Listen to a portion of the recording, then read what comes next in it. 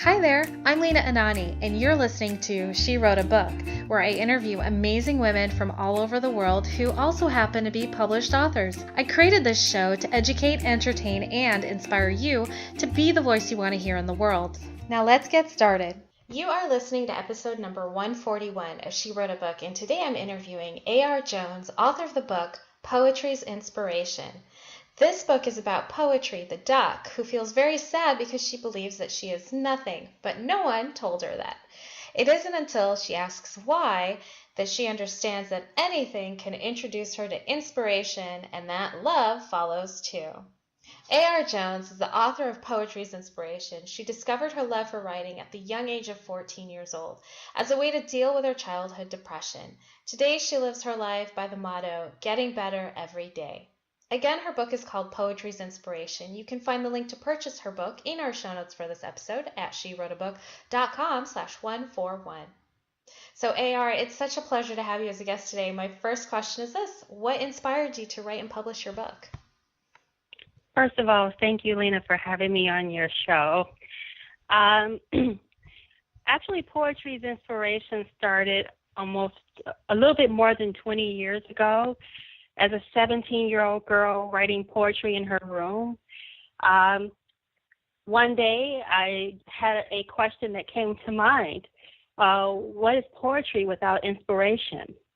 And then the words just started to spell out all over the page for me. So it actually was never meant to be a children's book until last year, or a little more than last year, I pulled out one of my boxes of poetry that I've been storing for 20 plus years, and I was going through them, and I read Poetry's Inspiration to my husband. I had read it to him before, but this time around, my husband, he looked at me and he said, "Honey, this is a children's book."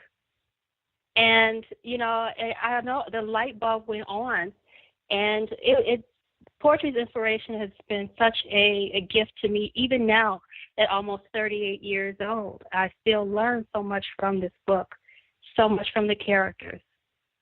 I love it. That's so cool that you had this material for all these years and that your husband identified it as this is a children's book. That's so cool. Yes. I have a quick question about your characters. So I noticed that in your book description that the words nothing, no one, anything, inspiration, love are all capitalized. And does that mean these are also characters? These are characters, yes. The inspiration, love, why, poetry, these are all characters in my book. However, I decided not to personify nobody and nothing, because I truly believe in my heart that nobody is nothing and nothing is no one. So you can't personify that, and I would never want to put a face to it. But the other characters, I did, and it meant so much for me to be able to put a face to what I felt what those words meant for me, at least at the time. I said, can you tell me a little bit more about why you felt called to personify those words? Well, in the beginning when I wrote it, obviously I wasn't thinking about characters for a children's book. It was just how I felt at the time.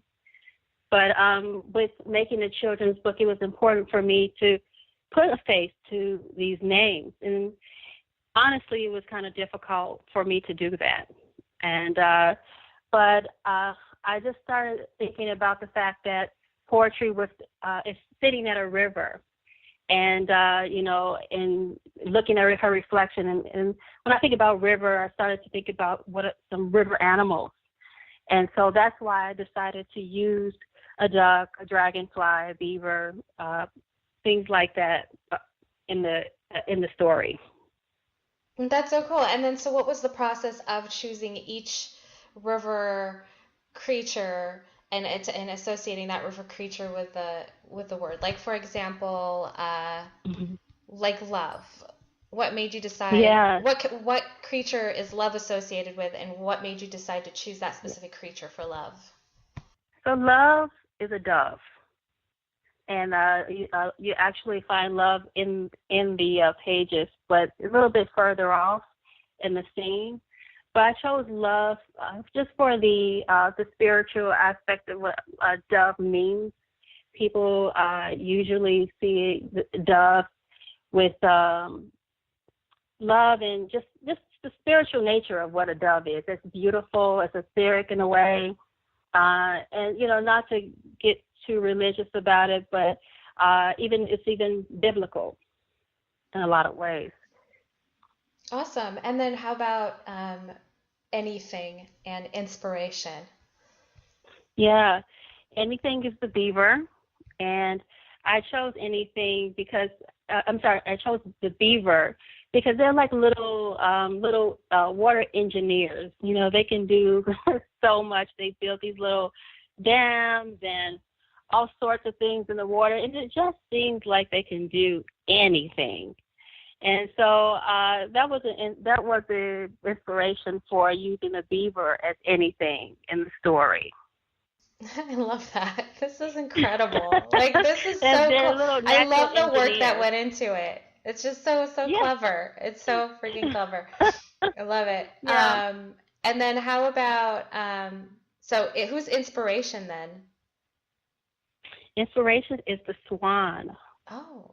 And first of all, on a personal note, when I see a swan, usually it's where I'm from. You don't usually see swans in a river or anywhere. I mean, it's just so rare to see them, and just to look at them, they're just majestic looking animals. They're beautiful. They're big, and they really are just an inspiring creature to just look at and think about. And so that's why I chose inspiration as the swan.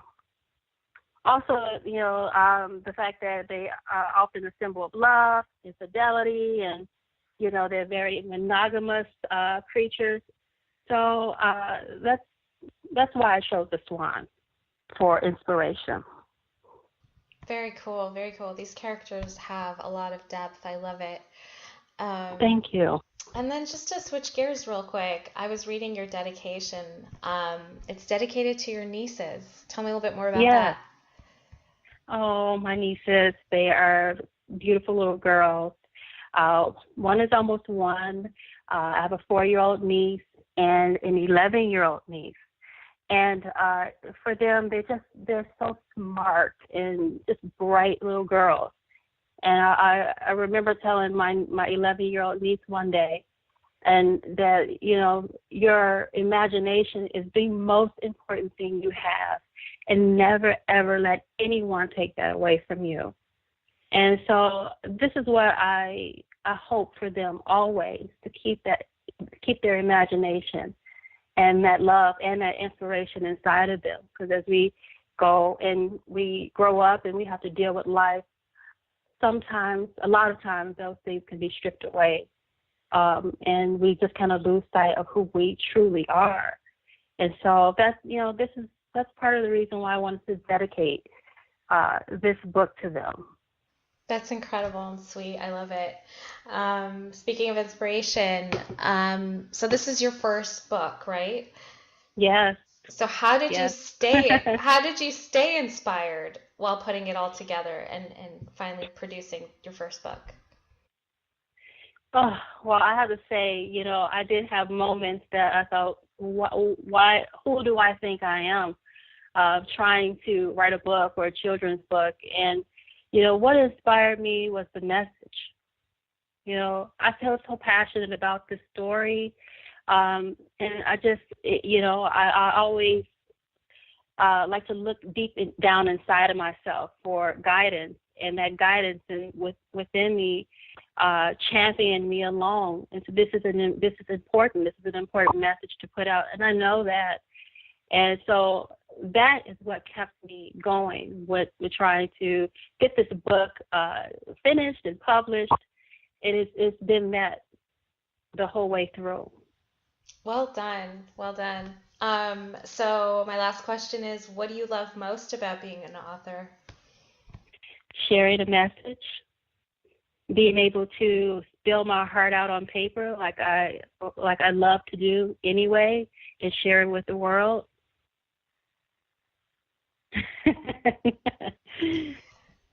What I love about that answer is it's poetic too. Like you're done. You're Oh, clearly a poet. I love it. sometimes I can't help myself, but that's truly what it is for me. I do have so much to share, and poetry inspiration is not the first.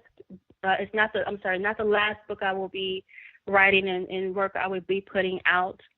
It is definitely helping me to have the inspiration to keep going and keep sharing my thoughts and things that come out of my heart for a long time. And I just hope that this book inspires someone the way it inspires me. Again, this was a gift, I believe, from my angels. The story. So I just hope that other people can feel that, can feel the energy of the story, and it does something for them too. Like that is my hope. Well, I definitely feel the energy of it, and I love it, and I'm so excited it's out there. So, AR, thank you Thank so you. much. Thank you so much for being our special guest today. We will have a link to your book in the show notes for this episode, and our listeners can find that at SheWroteABook.com/141 to learn more about our author and her inspiring book. Thanks again, AR. It's been a pleasure. Thanks for having me. Thank you for listening to She Wrote a Book. If you enjoyed this episode, then subscribe now so you can automatically get access to all new episodes, and feel free to share your inspired thoughts with us in the comments too. I'd love to hear from you. Until then, may you always feel good and make magic.